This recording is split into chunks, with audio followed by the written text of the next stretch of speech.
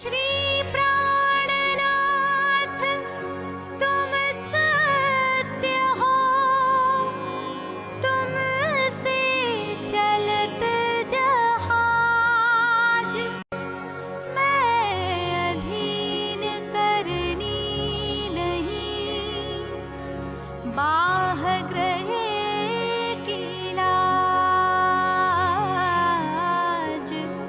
बाह ग्रहे की लाज।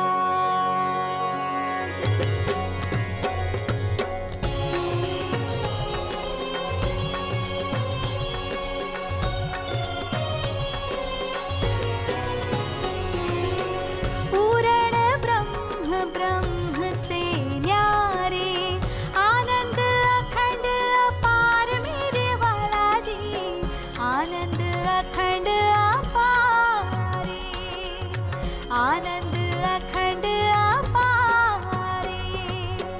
शिव सनकादिक आदिक इंचित, शेष न पावत पार मेरे वाला जी, शेष न पावत पारे, शेष न पावत पारे।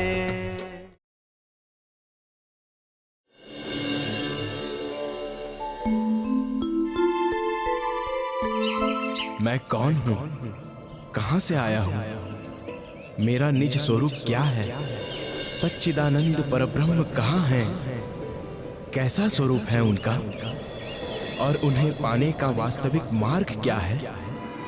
तारतम ज्ञान के अखंड प्रकाश में इन प्रश्नों का अनायास ही समाधान प्राप्त हो जाता है।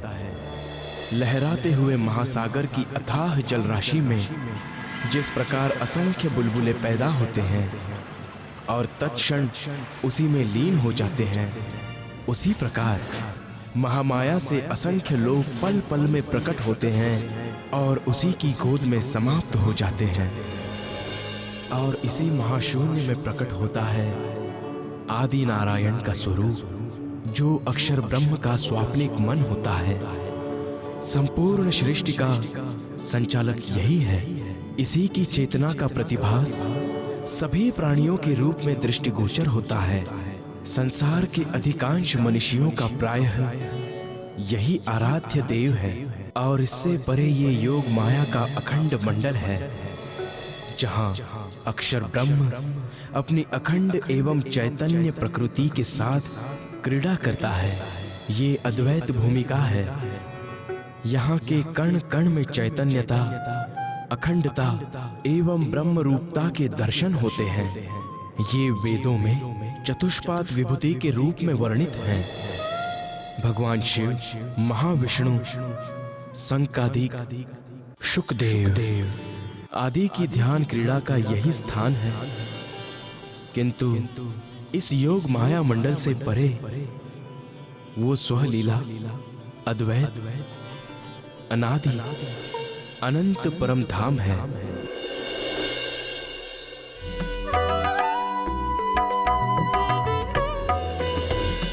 आज आप यहाँ पे पधारे हैं, आप सभी को प्रभु का प्रसाद मिलेगा। अरे भाई, ये महान योगी कौन है? ये नाथ पंथ के योगी जी महाराज हैं। इन्हें सब राजगुरु कहते हैं। हठ योग के द्वारा इन्होंने कई सिद्धियां प्राप्त की हैं। ये किसी की भी इच्छा पूर्ण कर सकते हैं। तब तो ये मेरी भी इच्छा पूर्ण कर सकते हैं।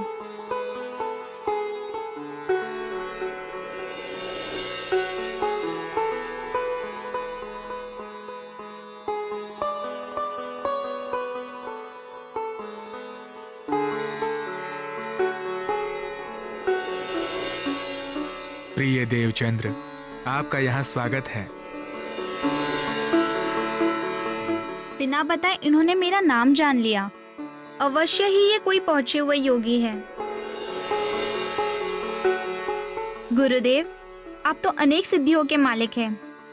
क्या आप मुझे उस परम सत्य का साक्षात्कार करा सकते हैं जिसकी खोज में मैं यहाँ तक आया हूँ? प्रिय देवचंद्र, हम आपको नेति धोती वस्ती, त्राटक, कपालभाति, महामुद्रा, खेचरी मुद्रा, जालंधर, बंध, उद्यान, बंध आदि के साथ साथ ध्यान समाधि का भी अभ्यास कराएंगे, जिससे तुम्हें रिद्धि सिद्धियों के अतिरिक्त परमात्मा के भी दर्शन हो जाएंगे। यह तो आपकी महान कृपा होगी, किंतु मैं सिद्धियां नहीं चाहता। मैं तो एकमात्र अपने आत्मा के प्रियतम के साक्षात्कार चाहता हूँ।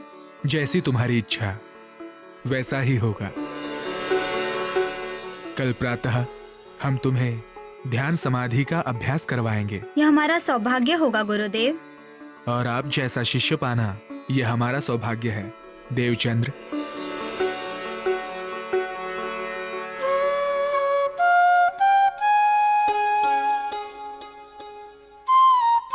आयुष्मान भव।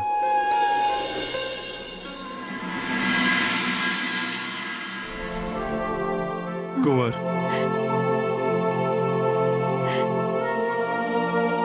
मुझे क्षमा कीजिए स्वामी, ये भोजन मेरे कंठ से नीचे नहीं उतर सकता। पता नहीं मेरा पुत्र कहाँ है, किस हाल में है।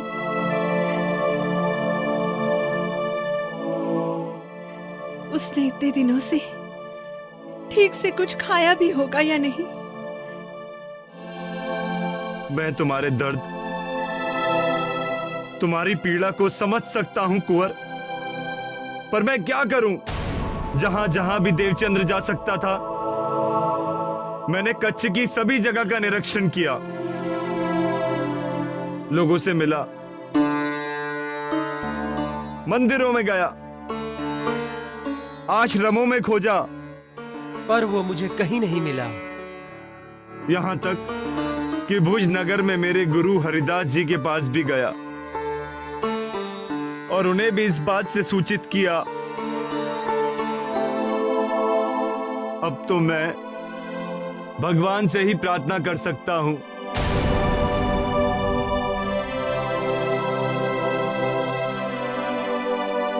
कि हमारा देवचंद्र जहां भी हो, सकुशल हो,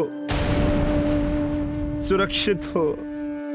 मैंने आपको कितना समझाया था कि समय रहते आप देवचंद्र के मन में आ रहे उन विचारों का निवारण करें, उसे समझाए, अपने साथ व्यापार में लगाए या फिर उसका विवाह कर दे। किंतु आप समय रहते कुछ न कर पाए। उसके मन की जिज्ञासा बढ़ती गई और वो घर त्याग कर निकल गया।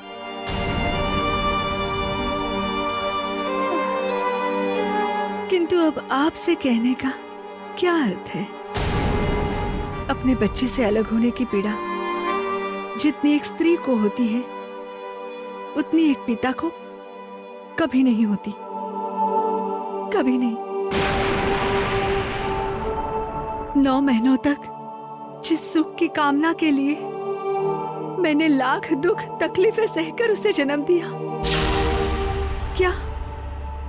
क्या उसका यही फल है?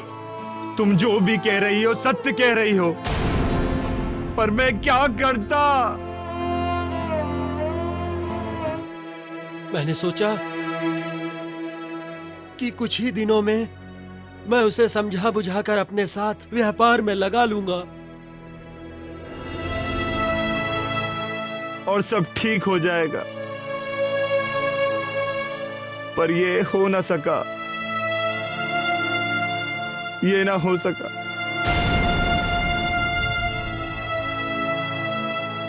कुंवर, पर तुम इस तरह हिम्मत मत हारना। मैं देवचंद्र को कुछ भी करके ढूंढ निकालूंगा। क्यों आप मुझे झूठा दिलासा दे रहे हैं स्वामी?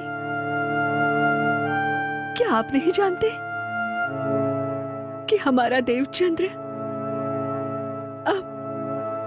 अब कभी वापस लौट कर नहीं आएगा? नहीं, ऐसा मत कहो। नहीं, नहीं, नहीं, नहीं, तूने मुझे किस धर्म संकट में डाल दिया देवचंद्र,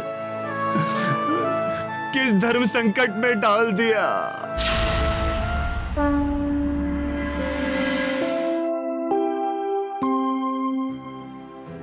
छोटे बड़े जिन खाजिया ना पाया करतार,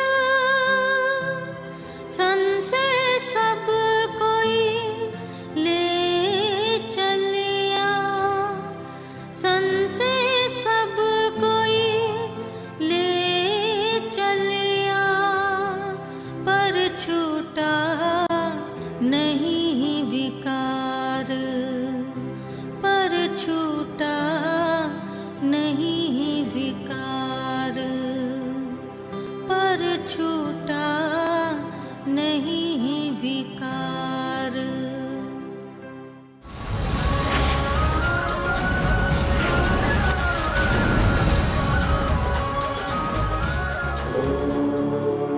ये कैसी ज्योति थी? ऐसा लग रहा था कि करोड़ों सूर्यों का प्रकाश उस ज्योति में समाया हो। क्या यह ज्योति ही परमात्मा है? ऐसा कैसे हो सकता है? क्या परमात्मा मात्र प्रकाश है?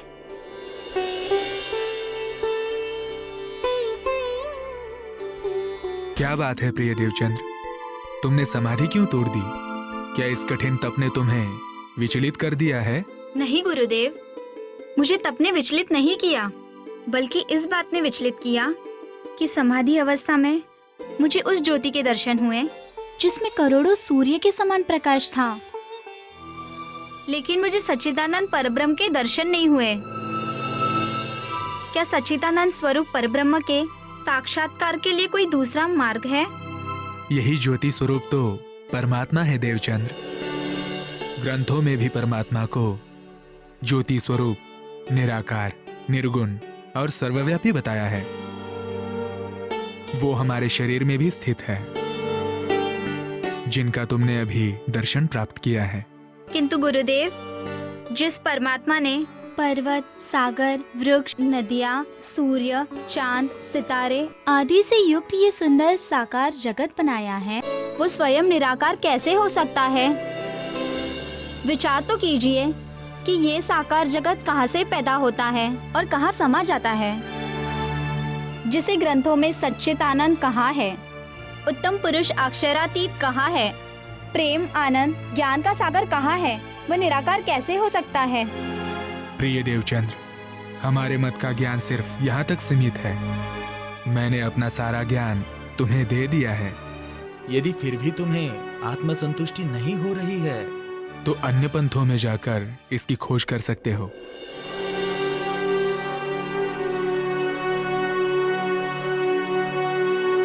आपने सत्य कहा गुरुदेव, मुझे उस मार्ग को खोजना ही होगा। आपका कोटि कोटि धन्यवाद जो आपने मुझे इतना ज्ञान दिया। अब मुझे आज्ञा दीजिए। प्रिय देवचंद्र, हम जानते हैं कि आप साधारण आत्मा नहीं हैं, बल्कि आप तो ज्ञान की वो ज्योति हो जो इस जगत को अपने ज्ञान के प्रकाश से रोशन करने वाले हैं। तुम जैसे शिष्य को पाकर मैं भी धन्य हुआ हूं और तुम्हें आशीर्वाद देता हूं। जिस सत्य को तुम्हारे गुरु होने के नाते मैं भी नहीं खोज पाया हूं, एक दिन तुम निस्संदेह उसे पा लोगे। हमारी शुभकामनाएं तुम्हारे साथ हैं। साधो सर्वे जोगारंभ अनहद अजपा आसन। उड़ो गड़ो चढ़ो पांच में, आखिर शून्य ना छोड़ी किन। ओ धनी न जाए किनको धुतियो, जो कीजे अनेक धुता।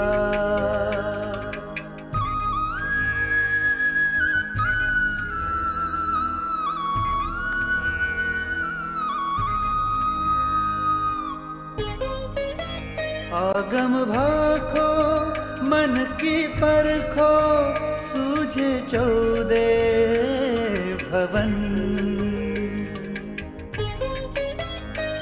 पुस्तक को जीवत करो, पर घर की ना होवे गम। ओ धनी न जाए किनको धुतियो, जो कीजे अनेक धुता।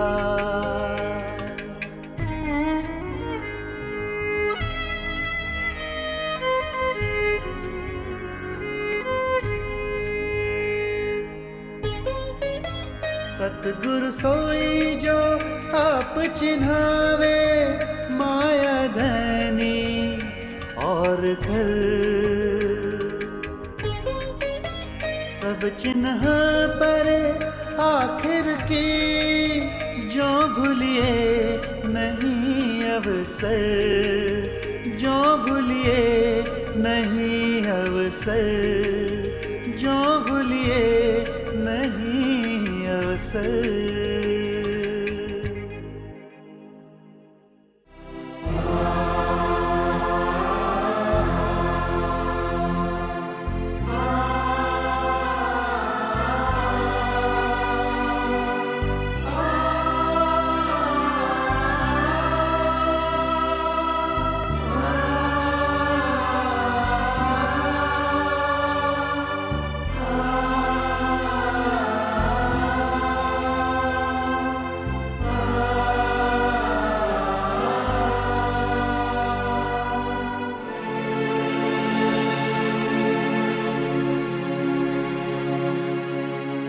निराश ना हो भाई, भगवान तुम्हारी पुकार अवश्य सुनेंगे।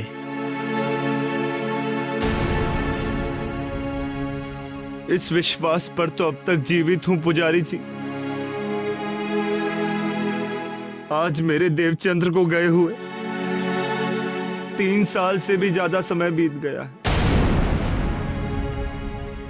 न जाने मेरा पुत्र कहां होगा, किस हाल में होगा। वो जहां भी होगा भगवान की कृपा से ठीक ही होगा। आप ठीक कह रहे हैं पुजारी जी। भगवान तो सबके रखवाले,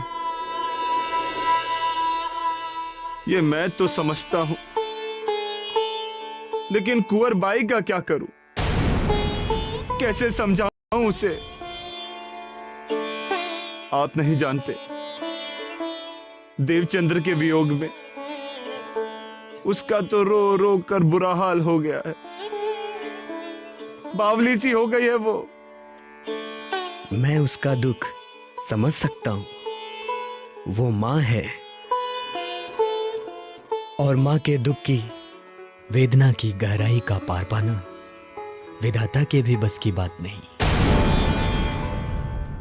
हम तो बस मनुष्य हैं भाई, सिवाय सांत्वना के और कर भी क्या सकते हैं। हाँ पुजारी जी, लेकिन अब तो सांत्वना भी उसके लिए कोई मायना नहीं रखती। वो तो बस एक ही बात की रट लगा रही है, मेरे पुत्र को ढूंढ कर ला दो, मुझे और कुछ नहीं चाहिए। अब आप ही बताइए, मैं क्या करूं, क्या करूं मैं? अब तो बस प्रभु का नाम लो और हिम्मत रखो, वो अवश्य सुनेगा। सब ठीक हो जाएगा भाई। और कुंवर बाई को यह समझाओ कि तुम्हारे बेटे को भगवान ने किसी विशेष कार्य से अपनी खोज में लगाया है, वरना इतनी छोटी आयु में किसी को भगवान को पाने के लिए ऐसी लौ थोड़ी ना होती है। भाई, निसंदेह देवचंद्र कोई साधारण लड़का नहीं है, वे तो निश्चय ही कोई महान आत्मा है। इसलिए विश्वास रखिए, भगवान की कृपा से बहुत ही शीघ्र उसके कुशलता के समाचार आएंगे।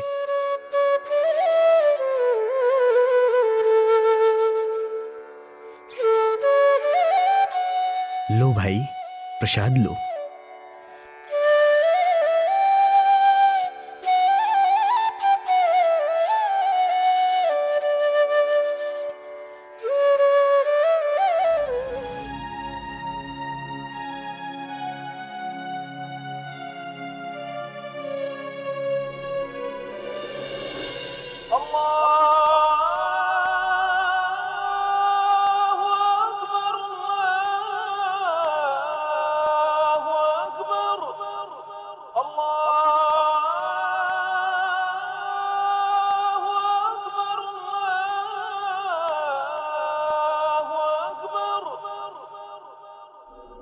ये मौलवी भी खुदा की इबादत दिन रात करते हैं।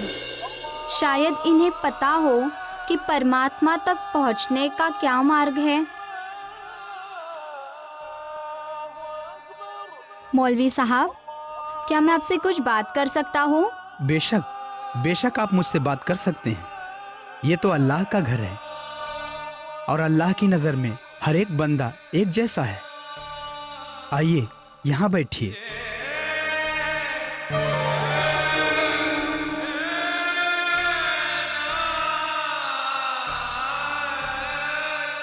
फरमाइए, आपको मुझसे क्या बात करनी है?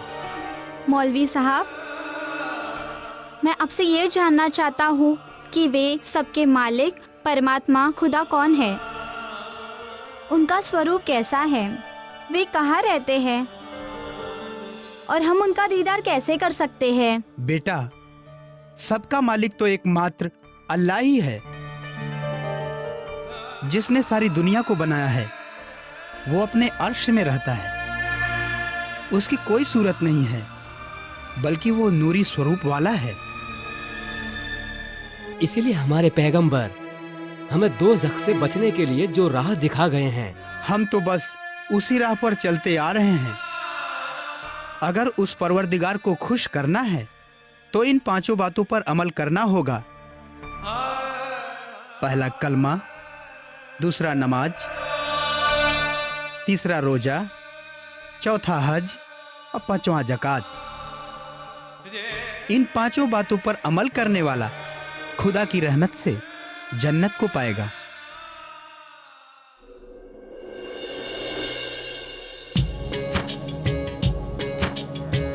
कई दिनों तक इस तरह गुरुवर जैसा मान लिया मौलवी से स्वयं देवचंद्र ने ज्ञान, देवचंद्र ने ज्ञान।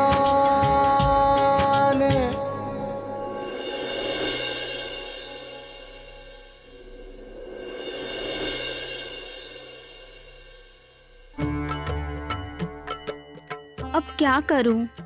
जहां भी जाता हूं सभी कर्मकांड में डूबे दिखाई देते हैं। कठिन तपस्या और साधना में तो लगे हुए हैं, किंतु कहीं भी ज्ञान व प्रेम का नामो निशान भी दिखाई नहीं देता। कहीं कसनी कसी अति अंग, प्रेम सेवा में न कियो भंग। कहीं कसौटी करी दुल्हन,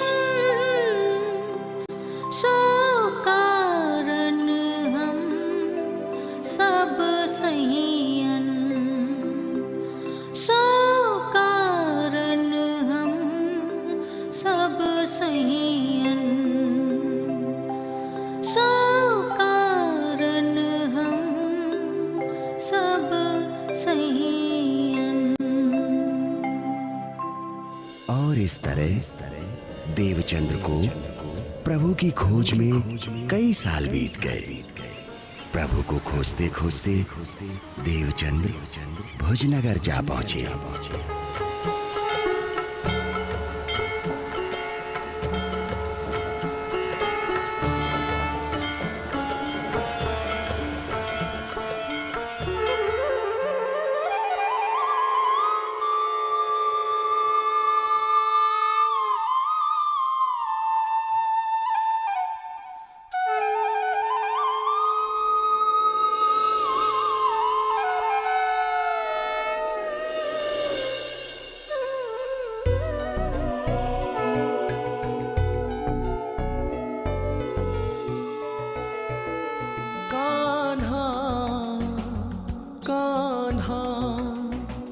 कान्हा ये आवाज कितनी मधुर है। भजन भी बहुत ही प्रेम से भरा है। तन मन धन तुझ पे हारी। सुनो भाई, ये किसका मंदिर है? लगता है तुम इस भोजनगर में नए हो, कभी इस मंदिर के बारे में नहीं जानते। ये कृष्ण भगवान का मंदिर है। गाने की आवाज किसकी है? ये तो हरिदास जी की आवाज है। वो बल्लवी मार्ग के संत हैं और वो नित्य ही श्री बाके बिहारी की सेवा सखी भाव से करते हैं। कान्हा लगता है मैं सही स्थान पर आया हूँ। कान्हा कान्हा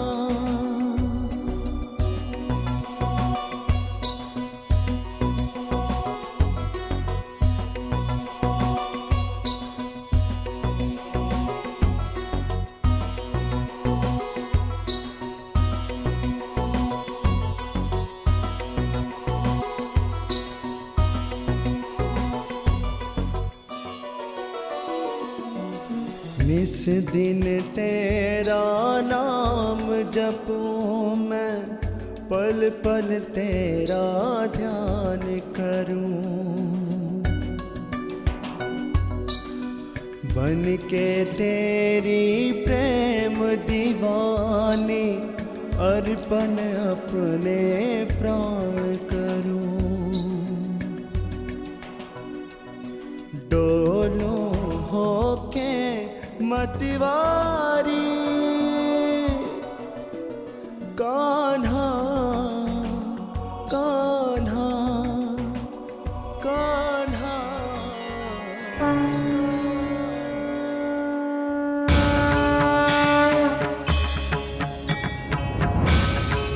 बोलो बाके बिहारी की जय, बोलो घनश्याम जी की जय, बोलो बाके बिहारी जी की जय।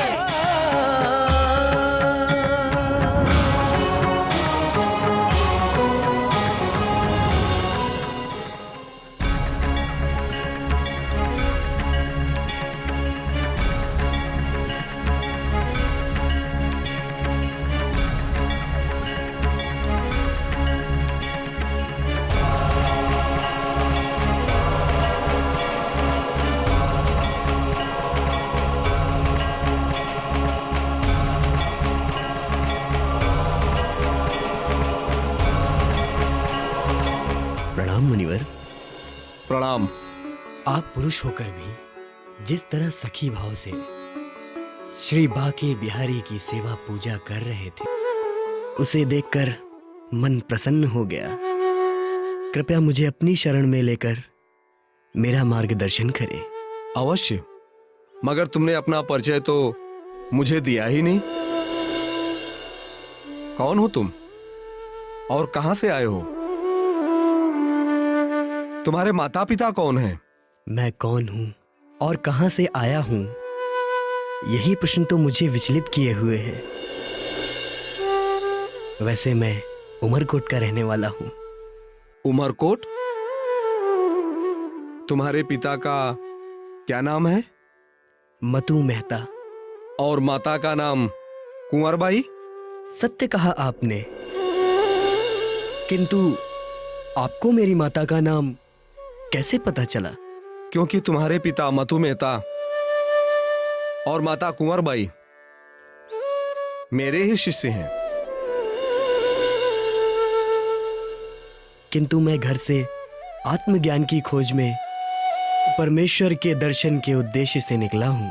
अवश्य, मगर इतनी कम आयु में इतना कठिन मार्ग क्यों चुना?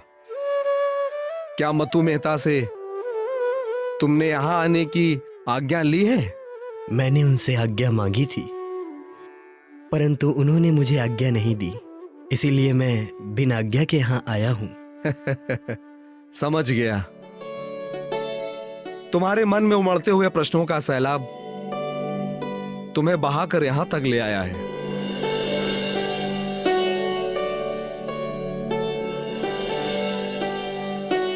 आज और इसी समय से कृष्ण की सेवा में लग जाओ। समय आने पर मैं तुम्हें दीक्षा दूंगा। आपका बहुत बहुत धन्यवाद।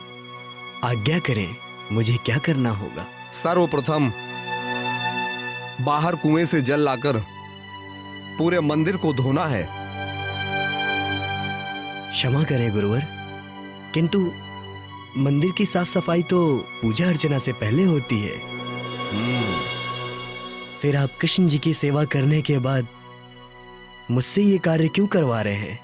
मैं प्रत्येक ऋतु के अनुसार कृष्ण जी की सेवा करता हूं। गर्मी के ऋतु में दिन में 3 से 4 बार कुएं के ठंडे जल से पूरे मंदिर को धोता हूं, जिससे मंदिर में ठंडक रहे। और जाड़े की ऋतु में 3-4 बार आग जलाकर मंदिर को गर्म रखता हूं। आपका कृष्ण जी का सखी भाव से सेवा करना और हर ऋतु के हिसाब से उनकी सेवा करने के भाव से मेरा मन गदगद हो गया। मैं भी कृष्ण जी की सेवा ऐसे ही प्रेम भाव से करूंगा। तुम्हारा भी कृष्ण जी के प्रति प्रेम और श्रद्धा देखकर मेरा मन प्रसन्न हो गया है। कृष्ण जी की कृपा रही ना तो तुम्हारा कल्याण शीघ्र ही हो जाएगा।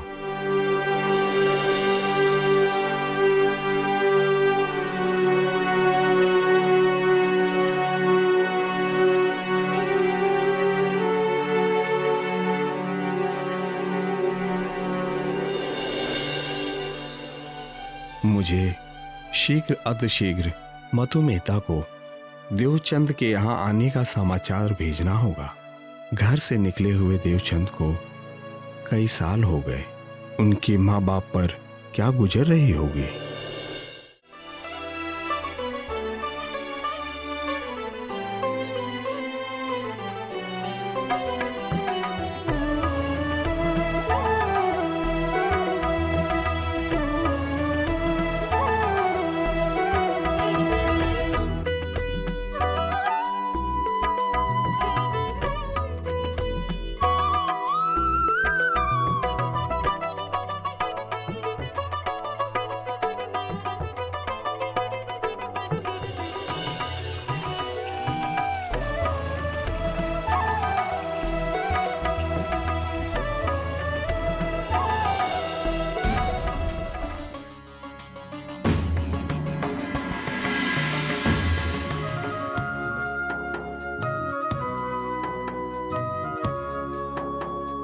नहीं भरोसा किनको बरस मास और दिन, नहीं भरोसा किनको बरस मास और दिन।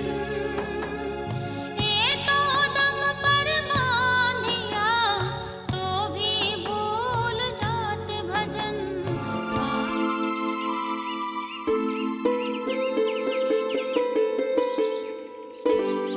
अरे भगवान, काम धाम छोड़ो और लो ये मुंह मीठा करो। हमारे गुरु हरिदास जी का संदेशा आया है। आप तो जानते हैं स्वामी, जब से मेरा देव गया है मैंने मीठा खाना छोड़ दिया है, और फिर भी आप, और अब कौन सा शुभ संदेश आ गया जो आप मिठाई ले आए? नहीं नहीं स्वामी, मैं मुंह मीठा नहीं कर सकती। अच्छा, यदि तुम्हें ये पता चले कि हमारा देवचंद उनके ही पास है, तब भी तुम मुंह मीठा नहीं करोगी? क्या क्या कहा आपने? हमारा देव उनके पास है? हाँ हाँ, हमारा देवचंद्र उनके पास है। आज ही हरिदास जी का संदेशा आया है। यदि ऐसा है तो मुझे वहाँ ले चलिए स्वामी। मैं अभी उनके पास जाना चाहती हूँ स्वामी। ऐसा करो, तुम यात्रा की तैयारी करो और मैं जाने की सवारी का प्रबंध करता हूँ। हाँ, जल्दी करना, पकड़ो जल्दी।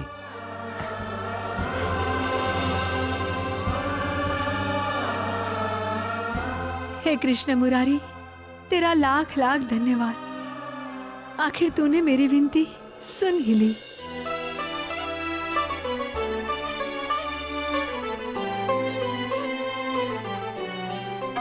जब ब्रजमंडल में सबको पता चला कि यशोदा का पुत्र हुआ है, तो सभी को बड़ा आनंद हुआ।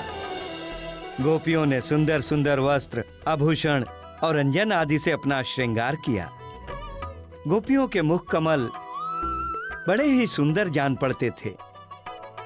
वे भेंट सामग्री लेकर जल्दी जल्दी यशोदा के पास जाने लगी। वे बड़े ही सुंदर सुंदर और रंग बिरंगे वस्त्र पहने हुए थी। नंद बाबा के घर जाकर वे बड़े प्यार से कन्हैया को गोदी में उठाती हैं। जब कृष्ण जी नंद बाबा के घर प्रकट हुए तो उस समय महाउत्सव मनाया गया। अगले दिन भगवान शंकर स्वयं शिव जी श्री कृष्ण के बाल रूप के दर्शन करने आए। तब यशोदा जी बाल कृष्ण को शिव जी के हाथों में देती हैं। शिव जी उन्हें गोद में उठाकर कहते हैं कि यह बालक परब्रह्म का साक्षात स्वरूप है। ऐसा कह शिव जी अति आनंद की अवस्था में झूमने लगे, नाचने लगे और कुछ देर बाद बाल कृष्ण के मनोहरी स्वरूप को हृदय में बसाकर शिव जी कैलाश लौट गए। गुरुदेव, आपसे मिलने मतु मेहता और कुंवरबाई आए हैं। उनको आदर के साथ बिठाओ, हम अभी आते हैं। जी अच्छा।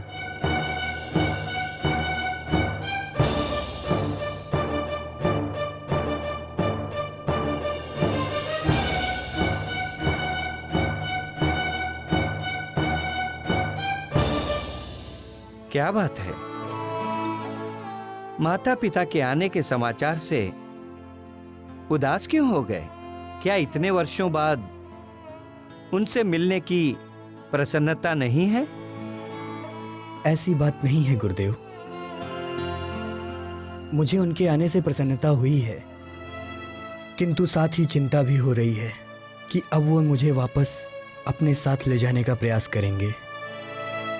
जबकि सत्य ये है कि मैं पारिवारिक बंधनों में नहीं बंधना चाहता, बल्कि मेरे जीवन का एक ही लक्ष्य है, आत्मज्ञान की प्राप्ति एवं ब्रह्म साक्षात्कार। किंतु वे तुम्हारे माता पिता हैं। अपने बच्चे से प्रत्येक माता पिता यही आशा रखते हैं कि वह बड़ा होकर उन्हें सुख प्रदान करें, उनका सहारा बने। परंतु तुम चिंता मत करो, मैं उन्हें समझाने का प्रयास करूंगा कि वो तुम्हें उस समय तक यहाँ रहने दें जब तक तुम्हारा लक्ष्य पूरा नहीं होता। आओ अब उनसे मिलने चलें।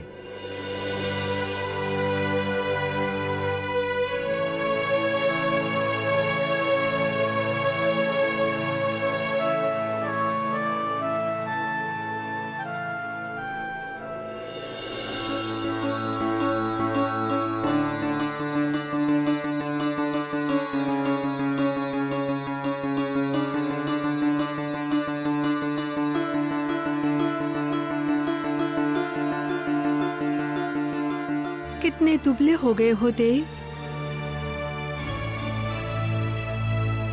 नहीं माँ, मैं ठीक हूँ। चुप कर। एक तो बिना बोले घर छोड़कर चला आया और कभी ये भी नहीं सोचा कि अपने माता पिता पर क्या बीती होगी। ऊपर से अपनी माँ से झूठ बोल रहा है। देख तो कितना कमजोर दिख रहा है तू। तू चल घर।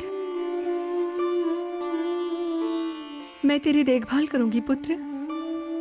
तुम्हें मेरी देखभाल की आवश्यकता है पुत्र। चल मेरे साथ। तुम्हारी माँ ठीक कह रही है बेटा, तुम्हें हमारे साथ चलना होगा, मेरा व्यापार संभालना होगा। बेटा, अब मुझसे अकेले व्यापार नहीं होता। सच बेटा, जब से तू गया है घर सूना सूना लगता है। ऐसा लगता है हम किसी घर में नहीं, मरघट में रह रहे हैं। तुझे पता है देव, तेरे सारे मित्र तुझे याद करते हैं। बता बता, तेरा सामान कहाँ है? हाँ, मैं जल्दी से बांध देती हूँ।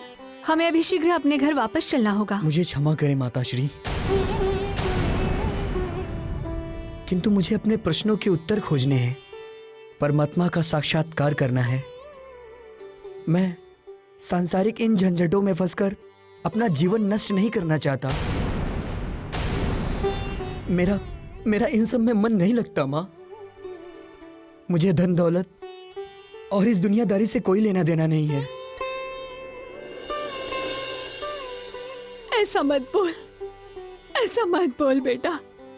तू हमारा इकलौता कुलदीपक है, और याद रख, तेरा तेरे कुल के प्रति एक उत्तरदायित्व भी है। क्या तू अपना दायित्व पूरा नहीं करेगा? अरे, क्या तू अपने पिता के वंश को आगे नहीं बढ़ाएगा? नहीं देव, नहीं। मैं तुझे वैराग्य के मार्ग पर नहीं जाने दूंगी। मैं जिस मार्ग पर चल रहा हूं वो केवल मेरा नहीं, बल्कि वो तो पूरे कुल की मुक्ति का मार्ग है माँ।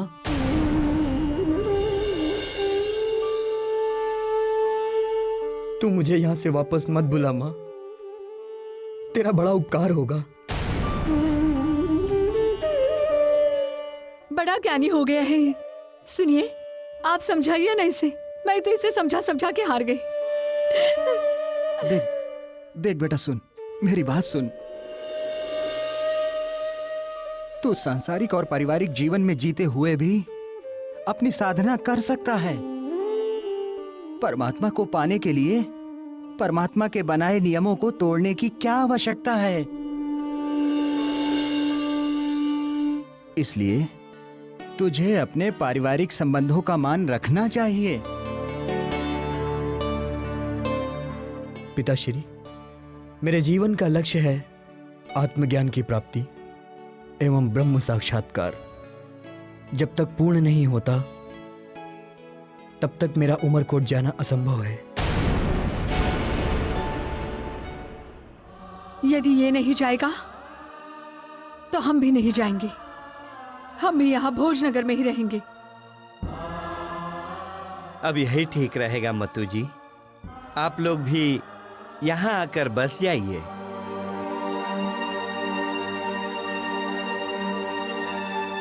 ठीक है, जैसे आप सबकी इच्छा। अब यहीं घर लेकर रहेंगे हम। अब व्यापार भी यहीं से करेंगे।